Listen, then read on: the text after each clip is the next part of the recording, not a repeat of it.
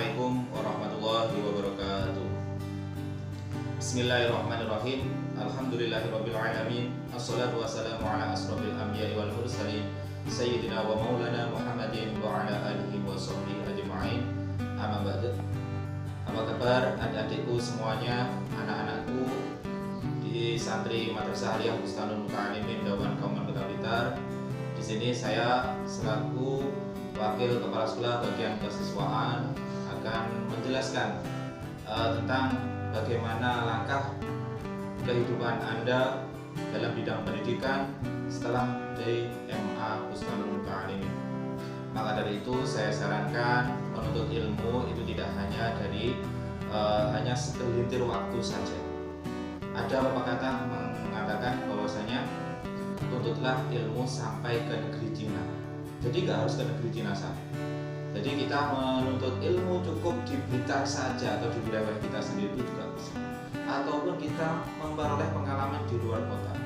Contoh, di sini saya akan menjelaskan beberapa perguruan tinggi yang ada di Kota Malang, yaitu Kota Bunga, bisa disebut juga dengan sebagai kota pendidikan.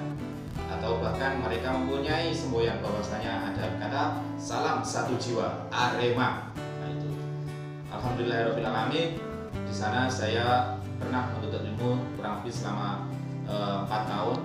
Saya belajar di Universitas Islam Negeri Maulana Malik Ibrahim Malang. Kenapa saya memilih di situ? Karena di situ saya mengejar tentang ilmu keagamaan juga. Yang pertama yang akan saya jelaskan di situ ada UIN Malang atau yang saya sebutkan tadi UIN Maulana Malik Ibrahim Malang. Ada lagi Politeknik Negeri Malang. Ada lagi Universitas Brawijaya, ada lagi yaitu Universitas Negeri Malang atau yang dulu yang disebut sebagai IKIP Malang, dan yang selanjutnya yaitu Universitas Islam Malang.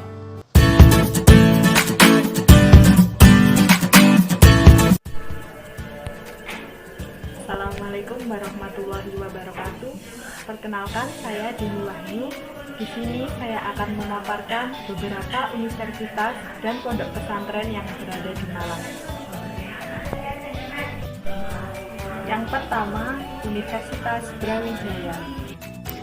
Universitas ini biasa disebut UB atau Unibraw. Universitas ini menduduki peringkat ke-6 se-Indonesia. Beberapa fakultas yang ada di UB. Yang kedua, Universitas Negeri Malang. UM merupakan perguruan tinggi negeri menduduki peringkat ke-15 di Indonesia. Letaknya tak jauh dari UB. Berikut fakultas yang ada di UM. Yang ketiga, Universitas Muhammadiyah Malang. Menduduki peringkat ke-24 se-Indonesia, UMM merupakan universitas swasta yang cukup populer di Kota Malang. Berikut fakultas yang ada di UMM. Yang keempat, Universitas Kanjuruhan Malang. Universitas yang satu ini biasanya lebih akrab disapa dengan nama Unikama, memiliki segudang prestasi. Berikut fakultas di Unikama. Yang kelima, Universitas Merdeka. Unmer merupakan universitas swasta yang tak kalah menarik di Malang, karena berada sekitar di Cyber Mall Dieng. Berikut fakultas yang ada di Unmer. Selanjutnya, Universitas Islam Malang. Menduduki peringkat ke-57, Unisma merupakan kampus megah berkonsep Timur Tengah yang berada di pusat Kota Malang. Berikut fakultas di Unisma. Selanjutnya, STIE Malang Wicetwara. Sekolah Tinggi Ilmu Ekonomi yang satu ini cukup menjadi kampus andalan di Malang. Berikut fakultas yang ada di STIE. Selanjutnya, Politeknik Negeri Malang. Menduduki peringkat ke-68 dalam kategori universitas terbaik di Indonesia, kampus yang satu ini sebagai tempat untuk Anda menganyam pendidikan. menyebutkan Institut Teknologi Nasional. Institut Teknologi Nasional menduduki peringkat ke-70. ITN memiliki jurusan teknologi yang paling banyak diminati. Universitas Widya Gama. Universitas Widya Gama cukup populer dengan jurusan manajemen keuangan dan manajemen perusahaannya.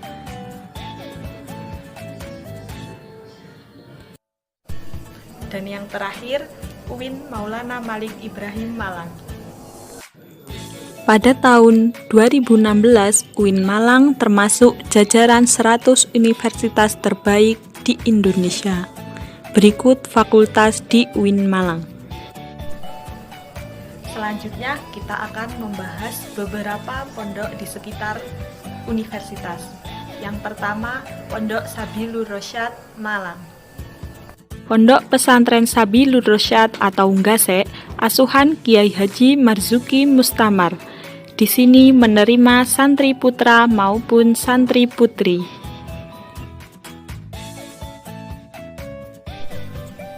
Yang kedua, Pondok Pesantren Mahasiswa Al-Hikam. Pondok ini asuhan almarhum Kiai Haji Hashim Muzadi. Santri laki-laki diperbolehkan kuliah di luar, sedangkan perempuan kuliah di dalam pondok.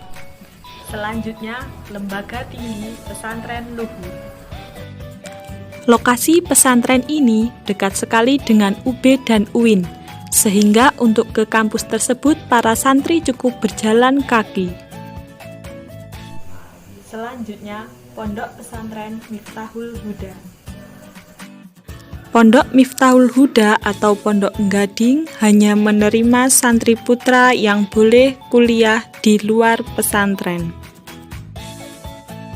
Pondok Pesantren Salafiyah Putri Al-Islahiyah. Pondok pesantren yang satu ini berdekatan dengan pesantren Miftahul Huda. Pesantren ini khusus untuk mahasiswi. Dan yang terakhir, Pondok Pesantren Anwarul Huda. Pondok Anwarul Huda diasuh oleh Kiai Haji Baidowi Muslih. Di sini menerima santri putra. Sekian informasi dari saya. Untuk lebih lanjut, silahkan hubungi Guru BK. Terima kasih. Wassalamualaikum warahmatullahi wabarakatuh. Atau Universitas Islam Negeri Maulana Malik Ibrahim Malang. Yang selanjutnya yaitu Unisma Malang. Inilah kampusnya para Nahdliyin. Para Nahdliyin ini berada di Unisma Malang. Kampus ini miliknya Ma'arif NU. Jadi siapa saja yang ingin melanjutkan di Unisma, yang sebelumnya pernah sekolah di Yayasan Ma'arif NU itu bisa melanjutkan di Unisma. Insya Allah ada potongan biaya. Saya dengar seperti itu. Unisma Malang, Ahlus Sunnah wal Jamaah, kampus peradaban. Di situ juga ada orang-orang dari Papua, orang-orang dari Lombok yang non Muslim yang melanjutkan kuliah di Unisma. Nah, Unisma ini berada di Jalan MT Haryono. Jalan MT Haryono itu berada di Dinoyo Malang. Ini bersebelah dan mepet sama namanya Dinoyo Mall. Jadi mepet banget dengan Dinoyo Mall. Perkembangan Unisma itu sangat bagus sekali sampai sekarang. Domnya juga bagus, pendidikan juga bagus di Unisma Malang. Meskipun swasta, Unisma tidak kalah dengan UMM. Unisma termasuk kampus swasta yang terbaik. Di situ juga mempunyai fakultas kedokteran. Jadi beberapa fakultas yang akan saya jelaskan di Unisma Malang itu yang pertama yaitu Fakultas Agama Islam. Di situ ada beberapa prodi, ada 4, yaitu Prodi Pendidikan Agama Islam atau PAI. Terus AS atau Ahwal Al-Syakhsiyah. Terus yang ketiga yaitu Pendidikan Guru Madrasah Ibtidaiyah atau PGMI sama dengan UIN. Terus Pendidikan Guru TK kalau di umum, kalau di Unisma namanya Guru Rodotul Atfal atau PGRA.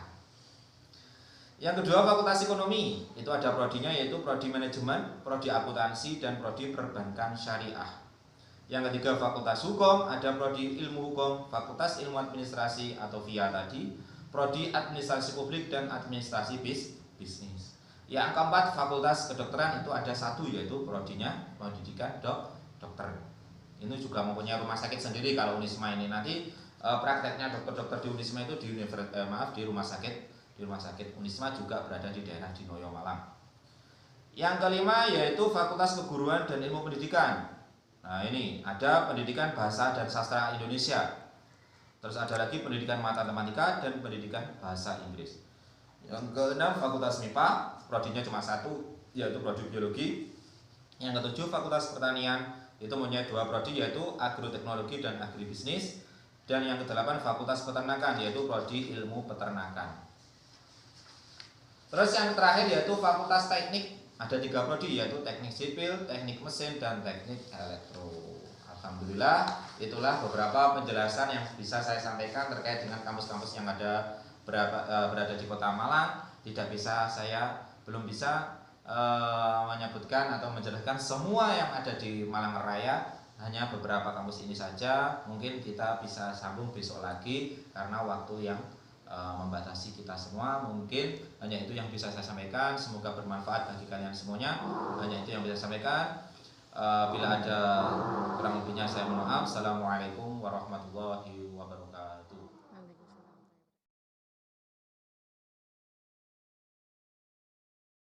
Assalamualaikum warahmatullahi taala wabarakatuh.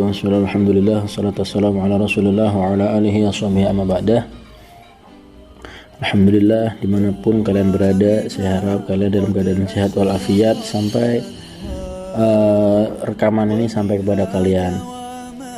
Jadi di sini Al-Fagir pengen mengenalkan Ma'had Darul Lughah Dakwah kepada antum semua. Jadi Pondok Dakwah didirikan oleh Al-Habib Hasan bin Ahmad Baharun, dan kebetulan saya juga pernah mengenyam pendidikan di sana kurang lebih 8 tahun. Dan juga tambahan 1 tahun tugas di Kalimantan selama 1 tahun. Ya, sebagaimana kita tahu, insya Allah sebagian dari kalian juga udah tahu, di Dalwa terkenal dengan bahasa Arabnya yang intensif. Jadi di sana kita dituntut untuk muhadatsah bil Arabiyyah. Bahkan alhamdulillahnya ya Buya sendiri kalau sama seorang thalib sama gurunya nggak pernah mengatakan satu kalimat pun illa bil Arabiyyah. Di dalam rangka ini untuk tadrib, untuk latihan bagi mereka, untuk motivasi bagi santri-santrinya. Dan adapun jenjang perkuliahan di sana, jadi alhamdulillah di dalam menyediakan juga kampus dari S1, S2 sampai S3. Ya, untuk S1-nya alhamdulillah kemarin sudah dari dulunya Stai Dalwa sekarang berubah menjadi Institut Agama Islam Dalwa atau disingkat INI Dalwa atau IAI Dalwa. Jadi untuk kuliahnya di Dalwa semi santai, dalam artian ketika kita masuk Dalwa kita tetap diwajibkan ikut program ma'had, dalam artian pagi yang ngaji diniyah, kuliahnya nanti dimulai jam 2 sampai jam 5 ya, atau berapa dosen besar bisa mengajukan waktu sesuai dengan yang beliau bisa. Jadi kita sebagai murid harus ngikut dosennya juga. Dan adapun pembelajaran atau fasilitas di sana insya Allah seperti pesantren lain ya, nggak semuanya kelas ya, alhamdulillah pokoknya ya, kita diajarin bener-bener bismillah, bener-bener berjuang, itu seperti itu.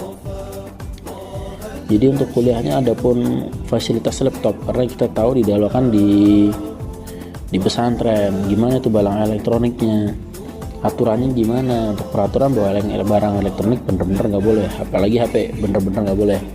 Tapi khusus untuk yang mahasiswa ya, ini alhamdulillah sudah mulai diperbolehkan membawa laptop, tapi dengan syarat nanti dititipkan ke tim-tim khusus yang sudah disiapkan ma'had. Dan untuk pemakaian laptopnya pun nanti ada batas waktunya juga, karena di sana kampusnya di bawah naungan yayasan, jadi kampusnya di bawah naungan pesantren. Jadi gimananya ya harus ikut pesantren ya. Kalau mungkin singkat kata bisa kita bilang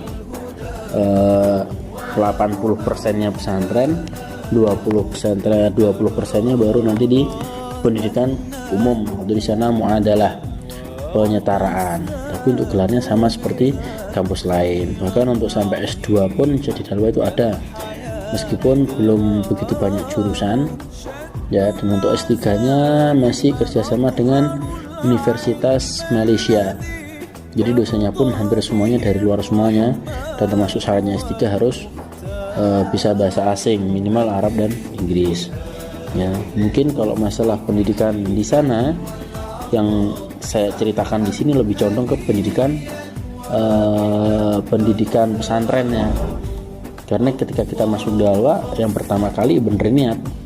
Soalnya dari awal di Dalwa boleh bahasa ininya enaknya sudah kita belajar di pondok, kita belajar pesantren sungguh-sungguh, ya nanti dikit-dikit dikasih umum, insya Allah bonusnya apa nanti itu nanti kamu dapat gelar kalau emang kamu sungguh-sungguh belajarnya di kampus atau di sekolah umumnya. Tapi tentunya kamu udah punya bekal pendidikan diniyah yang menyokong pengetahuan kamu, jadi nggak terlalu ekstrim ya. Apalagi anak-anak kuliah kan kita dituntut berpikir bebas. Ketika kita nggak punya kita nggak punya rem syariat yang diajarkan pesantren-pesantren, ya itu membahayakan juga. Jadi adapun kegiatan kita pun di Dalwa juga dari pagi jam 3 nanti dibangunin tahajud, ya terus baca wirid sampai subuh, adzan subuh baca wirid lagi sampai sholat, setelah sholat wirid lagi, ya setelah wirid selesai nanti ada halagoh subhiyah, pelajaran pagi, ya pelajaran pagi sampai kira-kira jam 6, terus ada riyadhah kurang lebih setengah jam. Justru bersih-bersih diri, ya makan, bersih-bersih kamar, yang mau nyuci silahkan, ya kalau nggak mau nyuci di sana tempat laundry juga udah ada, alhamdulillah.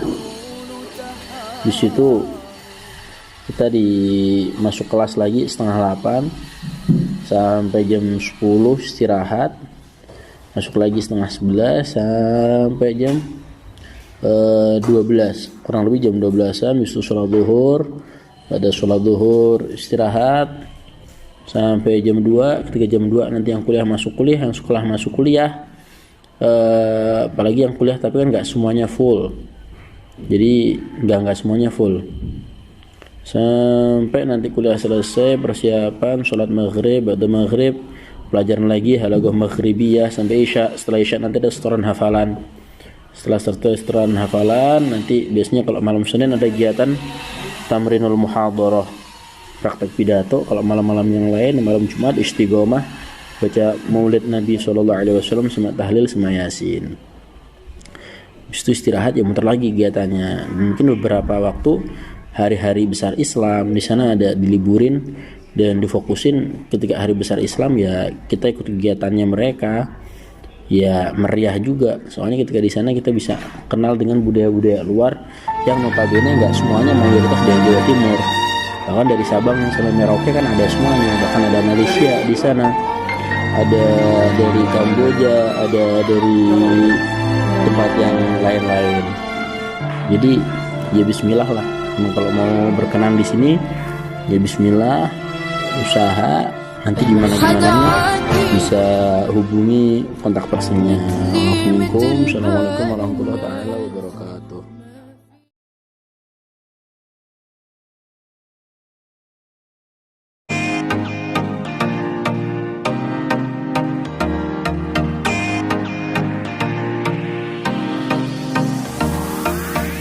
Assalamualaikum warahmatullahi wabarakatuh. Alhamdulillahirrabbilalamin.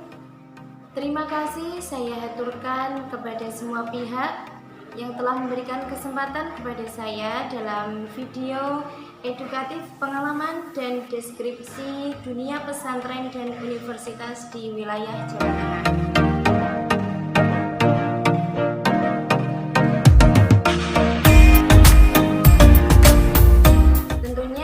Menyapa santriwan dan juga santriwatri Madrasah Aliyah Bustadul Muta'alimin Kota Blitar. Nah, sebelumnya perkenalkan terlebih dahulu, nama saya Nurlaila Fitriana. Saya asal dari Pati, Jawa Tengah, dan saya merupakan alumni dari Pondok Pesantren Rodotul Ulum Boyangan Terangil Pati, Jawa Tengah.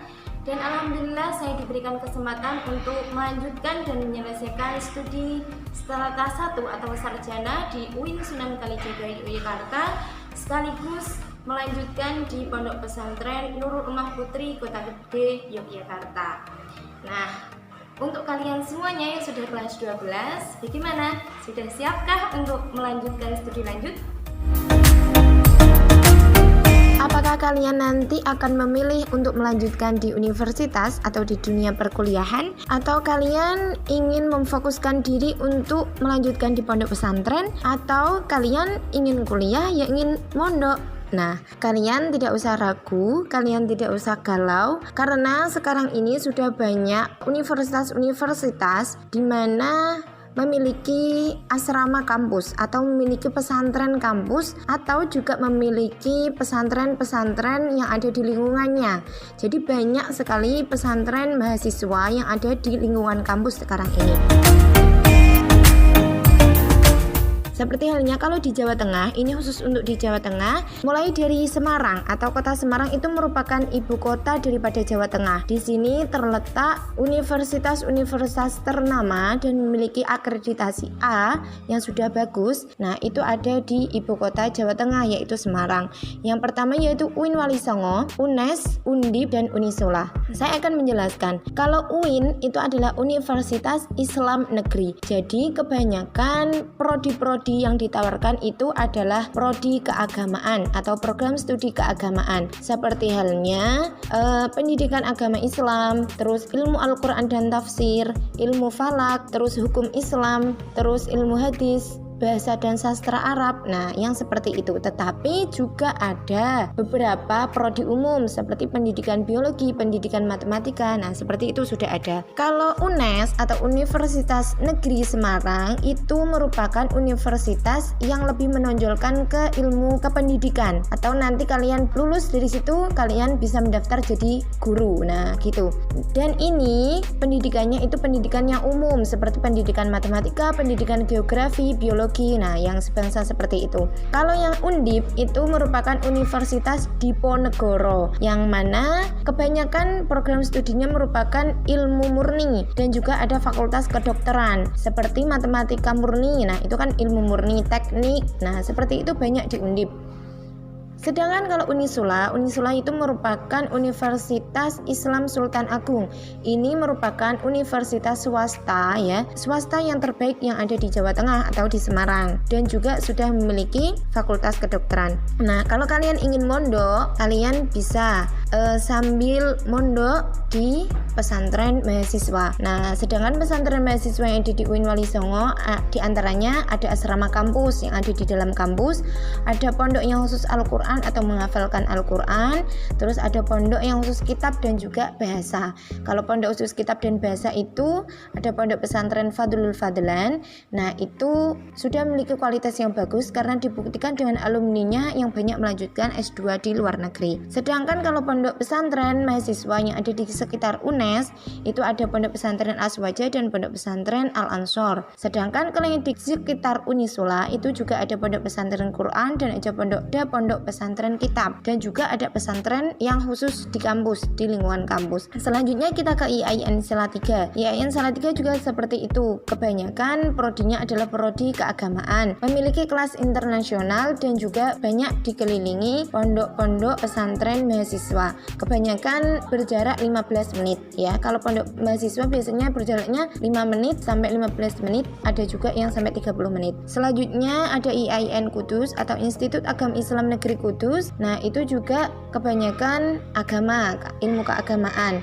Dan di lingkungan Kudus ini banyak sekali pondok pesantren yang khusus untuk menghafalkan Al-Quran dengan sanad kepada Mbah Arwani Amin Kudus. Dan Mbah Arwani Amin merupakan murid daripada Mbah Munawir Kerapyak Yogyakarta. Selanjutnya ada juga UNSIK atau Universitas Sains Al-Quran. Memang kalau Universitas Sains Al-Quran ini universitas swasta yang dia berbasis Al-Quran yang ada di Wonosobo, Jawa Tengah. Jadi setiap mahasiswanya itu wajib untuk menghafalkan Al-Quran. Jadi ada targetan per semesternya. Dan sanad Al-Qurannya itu menuju ke Mbah Muntaha ya. Sanadnya dari Mbah Muntaha. Mbah Muntaha juga merupakan murid daripada Mbah Munawir Kerapyak. Selain itu juga masih ada banyak universitas dan juga IAIN yang ada di Jawa Tengah, dan itu sudah memiliki akreditasi A seperti UNSUD Purwokerto, terus UNS Surakarta, nah itu sudah akreditasi A, dan IAIN yang lainnya. Selanjutnya kalau kalian ingin melanjutkan di pondok pesantren salaf ya,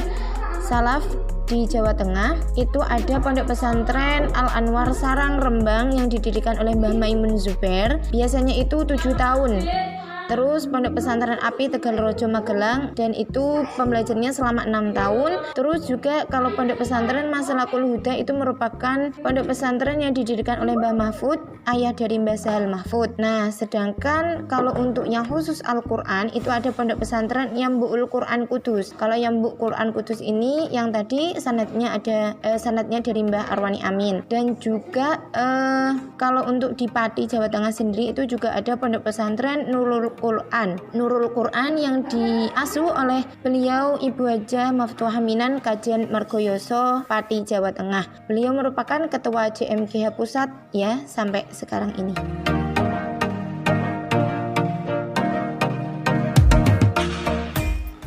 Selanjutnya yaitu mengenai pengalaman ya. Pengalaman saya sendiri bagaimana di saat saya itu melangsungkan kuliah di dunia perkuliahan dan juga di dunia pondok pesantren. Apalagi yang kalian yang ingin menghafalkan Al-Quran atau sedang menghafalkan Al-Quran, silakan untuk dilanjutkan hafalannya sembari kalian kuliah. Itu tidak apa-apa. Menurut saya itu sangat bagus ya, karena memiliki nilai positif di mana kalian bisa memaksimalkan waktunya kalian, dan juga kalian bisa sembari kuliah, nanti kuliahnya selesai, hafalannya juga selesai, seperti itu. Tetapi memang semuanya itu bisa dilakukan dengan tantangan-tantangan yang ada. Tetapi jangan pernah kalian minder atau takut terlebih dahulu ya. Kalau menurut saya mengambil pepatah daripada atau makalah daripada Kiai Haji Mustafa Bisri ya, Gusmus, luangkanlah waktumu untuk membaca Al-Quran,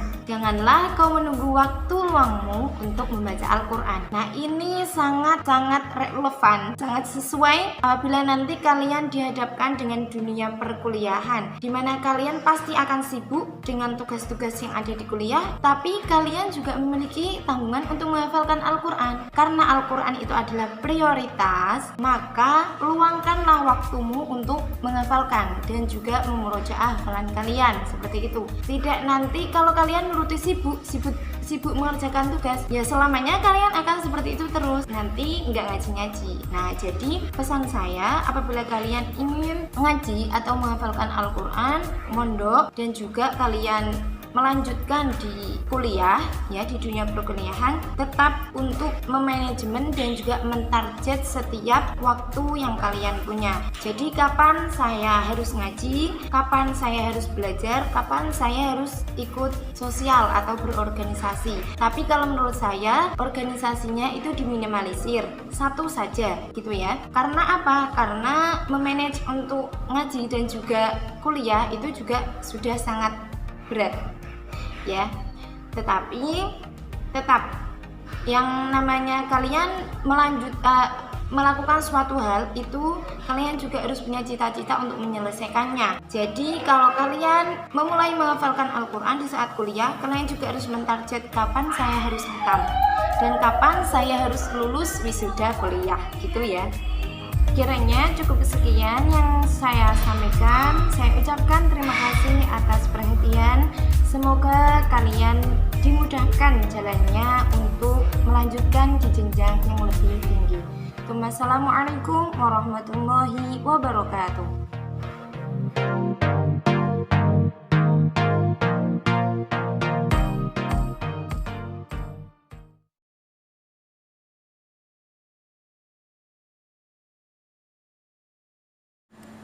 Assalamualaikum warahmatullahi wabarakatuh.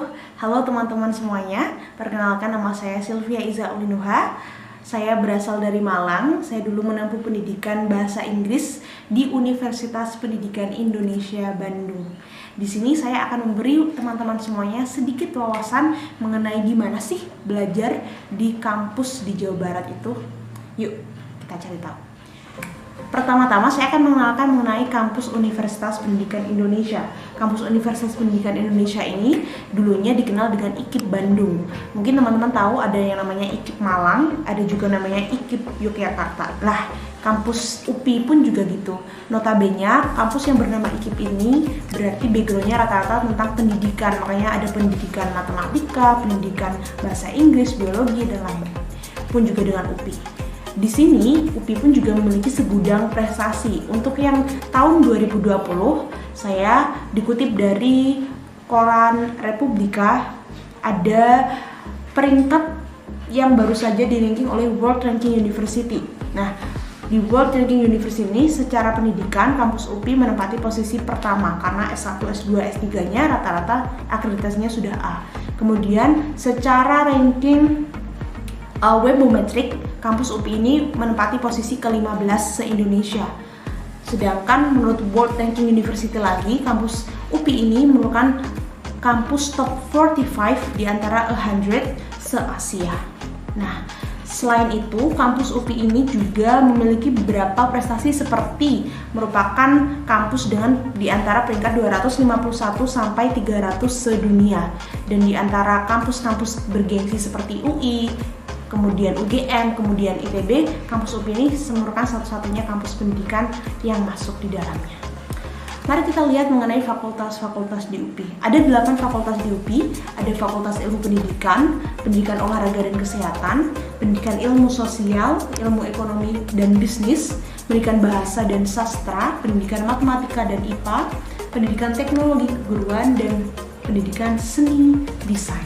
Nah, di antara per fakultas ini semuanya memiliki jurusan favorit ya, ada yang diunggulkan. Kalau di UPI ini yang terkenalnya diunggulkan adalah pendidikan MIPA, jadi biologi, fisika itu semuanya bagus. Kemudian ada juga pendidikan bahasa Inggris, ini difavoritkan. Lalu ada juga pendidikan seni dan desain.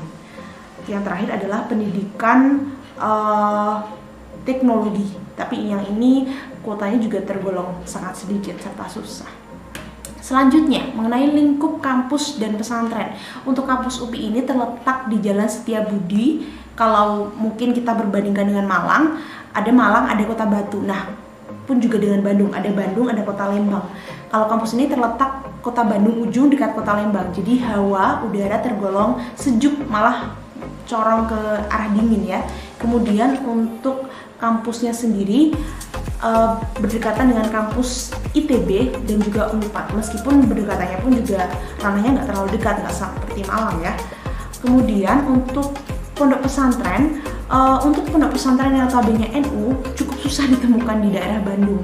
Tetapi saya akan menyebutkan beberapa ponpes yang adik-adik mungkin akan tahu, yaitu Ponpes Darul Walad dan Ponpes Al Barokah. Tetapi untuk mencapai kampus ini, teman-teman sebaiknya mempunyai kendaraan pribadi, karena kalau naik angkot atau transportasi umum lainnya, Kota Bandung ini macet sekali, jadi akan sangat berisiko.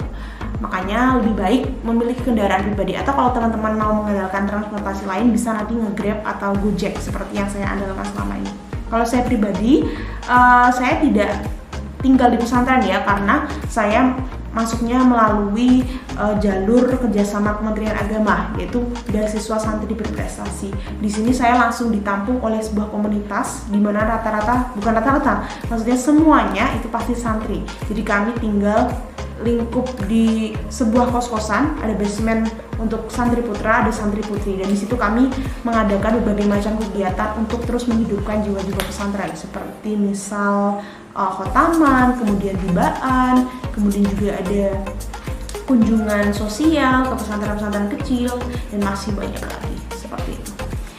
Lalu kemudian tantangan terbesar untuk kuliah di UPI itu seperti apa sih? Sebenarnya bukan hanya UPI ya, tapi kota-kota besar. Yang pertama itu adalah living cost, biaya hidup. Teman-teman akan menemukan berbagai macam perbedaan, terutama biaya hidup, karena biaya hidup kota dan desa itu udah beda. Apalagi ini kotanya di Jawa Barat, kota besar, dengan kita yang sekarang notabene di Jawa Timur, di Jawa itu kan cenderung lebih murah. Untuk biaya kos sewa itu tergolong mahal ya. Di zaman saya dulu, 1 tahunnya untuk ruang sewa atau ruang kontrak 1 kamar itu kisaran 6 juta, dan itu pun masih kosong, tidak ada lemari, belum juga dengan bayar air listrik, belum juga dengan air, sampah dan lain-lain seperti itu. Kemudian untuk budayanya, memang beda budaya Jawa dan Sunda, tetapi menurut saya keperbedaan ini tidak terlalu mempengaruhi cara style belajar kita. Kemudian ada juga urban style. Nah, ini yang paling penting, urban style. Jadi ritme masyarakat kota dan desa itu beda. Mereka cepat, kemudian mereka dinamis. Dengan perbedaan perubahan informasi terbaru, mereka sangat disiplin ya. Jadi kamu harus bisa mengikuti ritme kemajuan zaman di kota. Lalu ada juga kepercayaan. Jadi mengenai ajaran-ajaran kita, karena kita orang Nahdiyin ya. Kalau saya sedikit mengalami kesulitan mencari sholat subuh yang menggunakan doa qunut jamaah, terutama bulan Ramadan, karena rata-rata di sana untuk tarawih itu 13 rakaat. Tapi ada beberapa masjid yang menyediakan hingga 23 rakaat. Kalau kamu ingin melanjutkan silahkan seperti itu. Mungkin tadi sedikit wawasan mengenai bagaimana atau gimana ceritanya kuliah di Bandung. Untuk teman-teman yang ingin tahu lebih banyaknya lagi, nanti bisa kontak ke Mbak Aisyatul Azizah, Ustadzah Aisyatul Azizah. Kemudian juga bisa kontak saya pribadi, silahkan ditanya. Terima kasih dari saya. Wassalamualaikum warahmatullahi wabarakatuh.